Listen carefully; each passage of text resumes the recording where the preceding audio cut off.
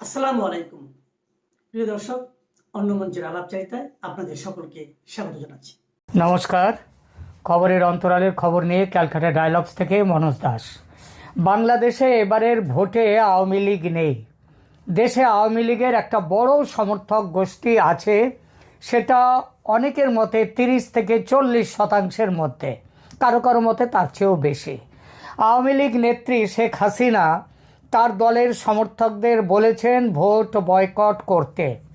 এটা হলে ভোটদানের হার অনেক কম হবে এবং নির্বাচনের মূল উদ্দেশ্য বা পাবলিক পার্টিসিপেশন কম হয়ে যাবে, রাজনৈতিক লাভ হবে আওয়ামী লীগের। কিন্তু আওয়ামী লীগের মধ্যে একটা প্রচার শুরু হয়েছে এই বলে ভোট বয়কট করলে মুক্তিযুদ্ধ বিরোধী শক্তি জামাতের জয় হয়ে যেতে পারে।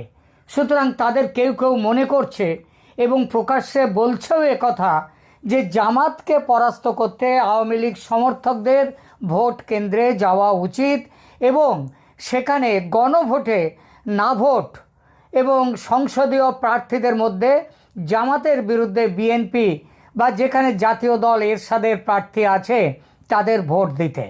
আবার কেউ বলছেন সংবিধান বাঁচাতে গণভোটে ইউনূস সরকারকে হারাতে আওয়ামী লীগ সমর্থকদের ভোট কেন্দ্রে হাজির হয়ে নিদেন পক্ষে না ভোটে ছাপ দিয়ে চলে আসা উচিত।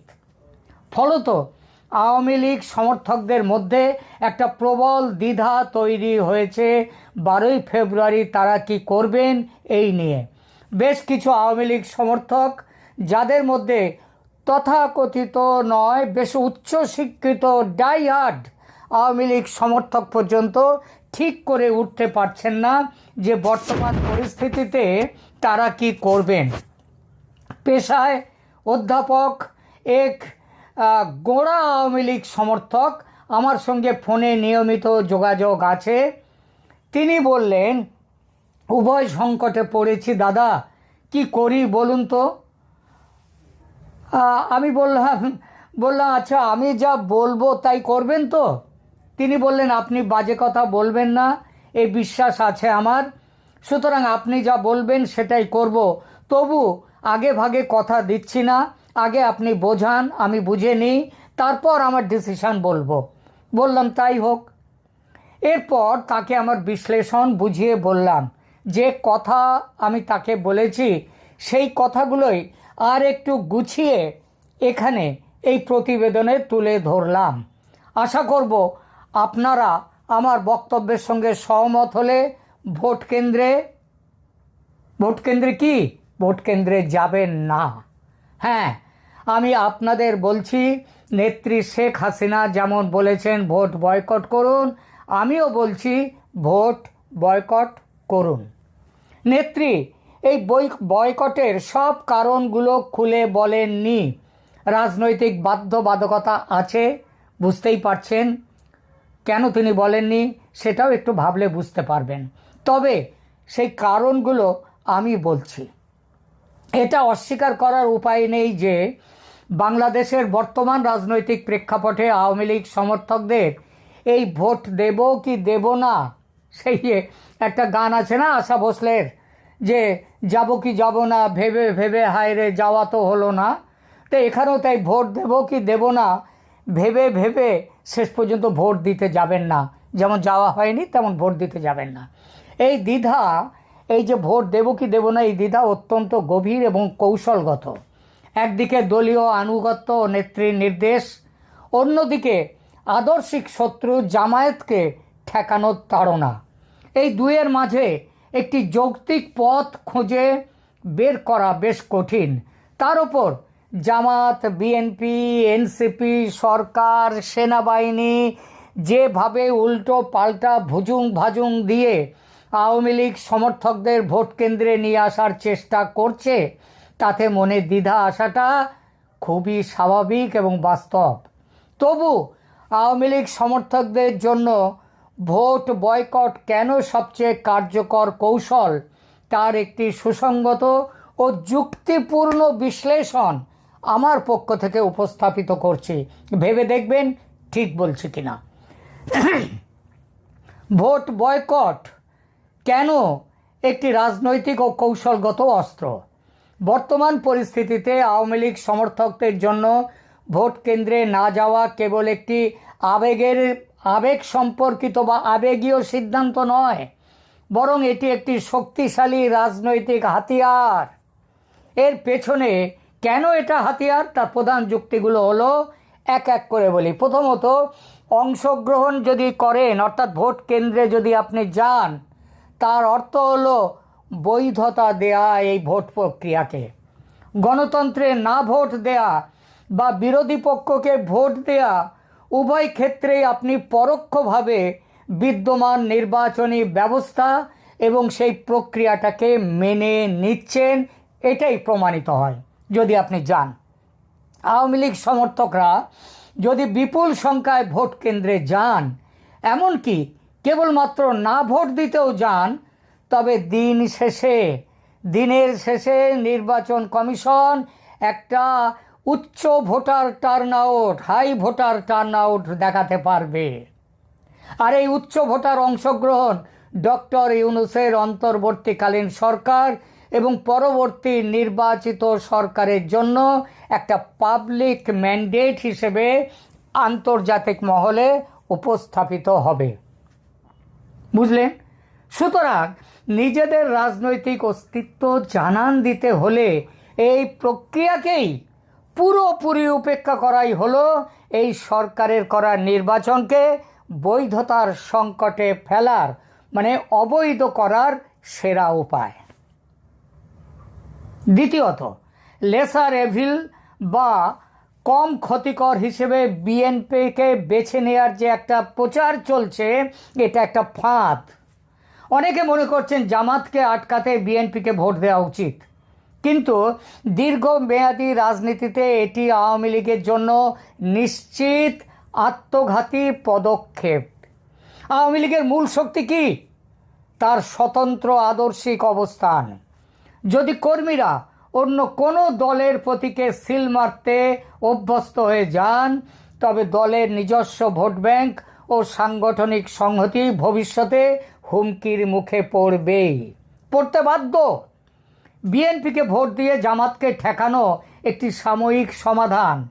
এতে আওয়ামী লীগের ভোট ব্যাংক অন্যের ঝুলিতে চলে যাওয়ার ঝুঁকি থাকে, কিন্তু পুরোপুরি বয়কটের মাধ্যমে যদি নির্বাচনকে প্রশ্নবিদ্ধ করা যায়, তবে সেই নির্বাচনে জয়ী হওয়া জামাত বা বিএনপি কারো হাতেই প্রকৃত পাবলিক ম্যান্ডেট থাকবে না।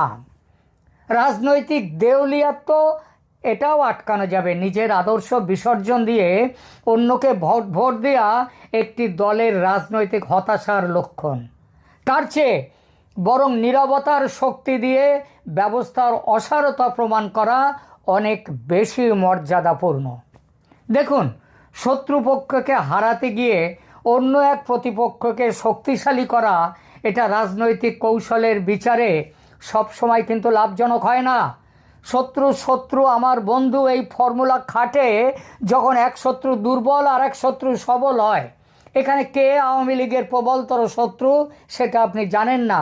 আর সেই শত্রুরা যারা এখন জামাত এবং বিএনপি, তারা যে অতীতে পরস্পরের দীর্ঘ বন্ধু ছিল এবং ভবিষ্যতেও যে দীর্ঘতর বন্ধুত্বের শরিক হবে না, এই গ্যারান্টি কি আদৌ আছে? এরপর অনুপস্থিতির মাধ্যমে নীরব প্রতিবাদ, সেটা ধরুন। যদি দেশের 40 থেকে 50% বা যাই হোক ভোটদান থেকে বিরত থাকেন, তবে নির্বাচনের ফলাফল যাই হোক না কেন, বিজয়ী সরকারের নৈতিক ভিত্তি অত্যন্ত দুর্বল হয়ে পড়ে।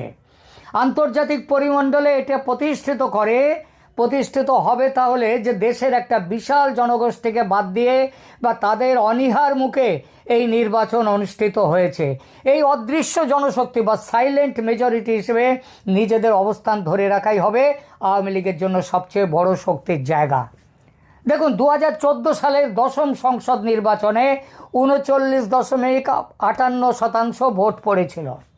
2024-এর দ্বাদশ সংসদ নির্বাচনে 41.80% ভোট পড়েছিল। বিএনপি অধিকাংশ বিরোধী দল নির্বাচন বর্জন করেছিল, তার জন্যই এই ভোট। তাই সেই নির্বাচনকে পশ্চিমী দুনিয়া মানেনি।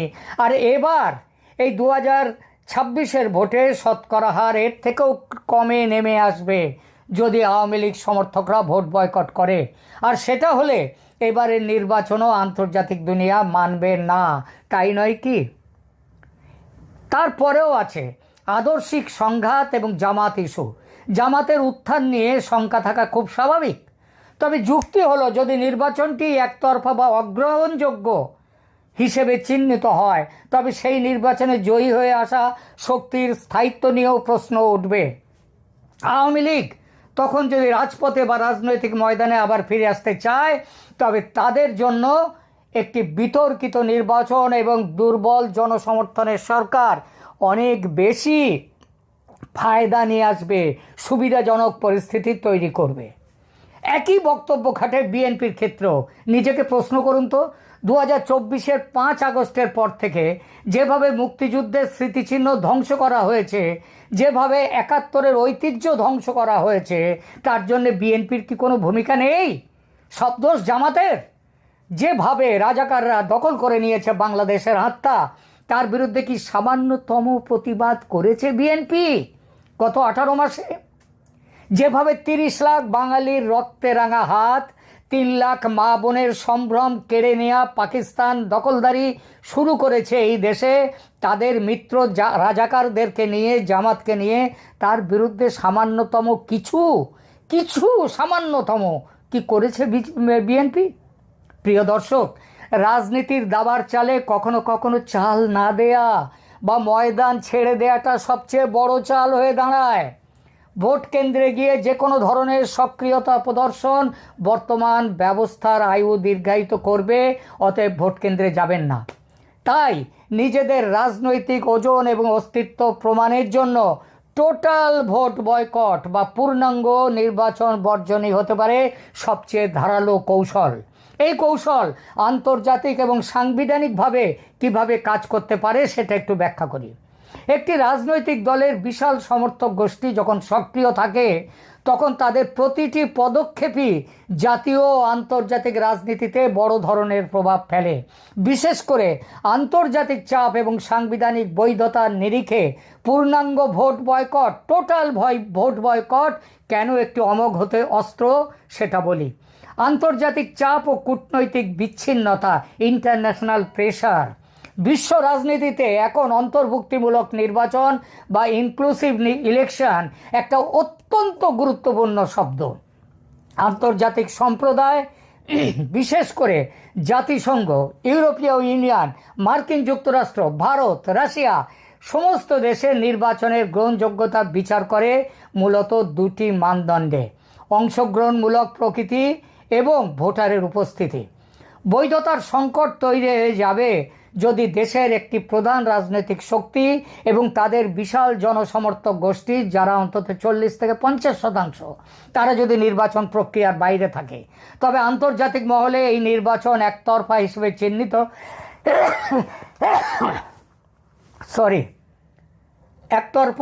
চিহ্নিত হয় ও বৈধতার সংকট সৃষ্টি করে। ভোটদানের হার যদি অতি নগণ্য হয় তবে বিদেশি পর্যবেক্ষকরা একে জনগণের স্বতঃস্ফূর্ত অংশগ্রহণহীন নির্বাচন হিসেবে আখ্যা দেবেন, যেমনটা দেয়া হয়েছে বাংলাদেশের 2014 এবং 2024-এর নির্বাচনে। ডিপ্লোম্যাটিক লিভারেজটাও দেখুন। আওয়ামী লীগ সমর্থকরা ভোট না দিলে ডক্টর ইউনূসের সরকার বা পরবর্তী নির্বাচিত সরকারের পক্ষে বিশ্ব দরবারে নিজেদের গণতান্ত্রিক বলে দাবি করা কঠিন হবে। এটি আওয়ামী লীগের জন্য একটা বড় কূটনৈতিক অস্ত্র হয়ে উঠবে, যা দিয়ে তারা প্রমাণ করতে পারবে যে তাদের ছাড়া বাংলাদেশে প্রকৃত গণতন্ত্র অসম্ভব। এছাড়া আন্তর্জাতিক সাহায্য এবং বিনিয়োগেও এর একটা প্রভাব আসবে, কারণ অনেক সময় আন্তর্জাতিক সংস্থাগুলো ঋণ বা সাহায্য দেওয়ার ক্ষেত্রে রাজনৈতিক স্থিতিশীলতা ও অন্তর্ভুক্তিমূলক গণতন্ত্রের শর্ত দেয়। একটি বিতর্কিত নির্বাচন দীর্ঘমেয়াদী রাজনৈতিক অস্থিরতার জন্ম দিতে পারে, যা বর্তমান সরকারের ওপর আন্তর্জাতিক চাপ আরও বাড়িয়ে দেবে। এবার আসি সাংবিধানিক ও আইনি জটিলতা বা কনস্টিটিউশনাল কমপ্লেক্সিটির প্রসঙ্গে। সাংবিধানিক দৃষ্টিকোণ থেকে একটি নির্বাচন কেবল সরকার গঠনের প্রক্রিয়া নয়, এটি রাষ্ট্র পরিচালনার আইনি কাঠামোকে বৈধতা দেওয়ার একটি মাধ্যম। পরিবর্তিত কাঠামোর স্বীকৃতি না দেয়া বর্তমান অন্তর্বর্তীকালীন সরকার যদি সংবিধানের কোনো মৌলিক পরিবর্তন করতে চায় বা নতুন কোনো ফ্রেমওয়ার্ক আনতে চায়, তবে সেটি চূড়ান্ত বৈধতা আসে জনগণের ম্যান্ডেট থেকে।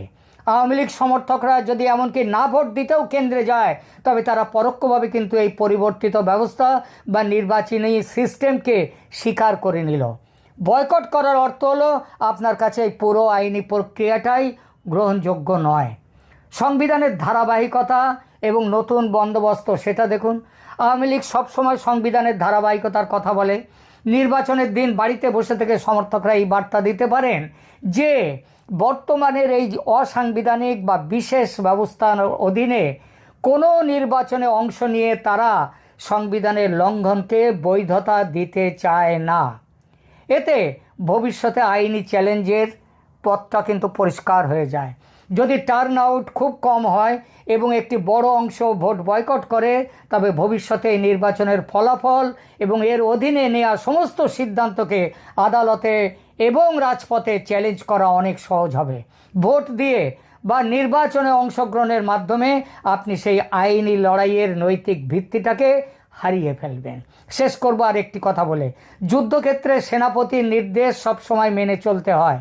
কোনো সেনাবাহিনী যদি সেনাপতির নির্দেশ অমান্য করে নিজের বিচার বুদ্ধিতে চলতে চায়, তবে সেই বাহিনীর পরাজয় অনিবার্য। আওয়ামী লীগের সৎ ও সত্যিকারের সমর্থক হলে আপনাদের উচিত নিজের সিদ্ধান্ত মতো কাজ না করে দলনেত্রীর নির্দেশ অক্ষরে অক্ষরে মেনে চলা। মনে রাখবেন, আপনারা কিন্তু যুদ্ধে নেমেছেন, আর সেনাপতির নির্দেশ মানতে বাধ্য প্রতিটি সৈনিক আইনগত ও নীতিগতভাবে। যারা এটা মানবেন না তারা মীর জাফরের মতো হবেন, ওয়াকারুজ্জামানের মতন বিশ্বাসঘাতক হবেন। হ্যাঁ, বিশ্বাসঘাতক। যে প্রসঙ্গ তুলে শুরু করেছিলাম সেখানে ফিরি। আমার বোঝানোর পালা শেষ হতে সেই অধ্যাপক ভদ্রলোক বলেছিলেন, আমি নিজে তো ভোট কেন্দ্রে যাবই না, এর সঙ্গে অন্তত 50 জনকে ভোট কেন্দ্রে যাওয়া থেকে বিরত রাখার চেষ্টা করব। আজকের এই ভয়ঙ্কর সময়ে এটা না করলে ইতিহাস আমাকে ক্ষমা করবে না। প্রিয় দর্শক, আপনিও কি এরকম কোনো দায়িত্ব নেবেন? নেওয়া কিন্তু উচিত, নইলে উত্তর পুরুষ কিন্তু ক্ষমা করবে না। মনে রাখবেন, সহমত হলে এই প্রতিবেদন ছড়িয়ে দিন সর্বত্র। আমি যে কথাটা বললাম, টোটাল ভোট বয়কট, সেই কথা ছড়িয়ে দিন সর্বত্র আপনার সমস্ত পরিচিত পরিজনদের মধ্যে। তাহলেই কিন্তু এই লড়াইয়ে আপনারা জিতবেন। ভালো থাকবেন।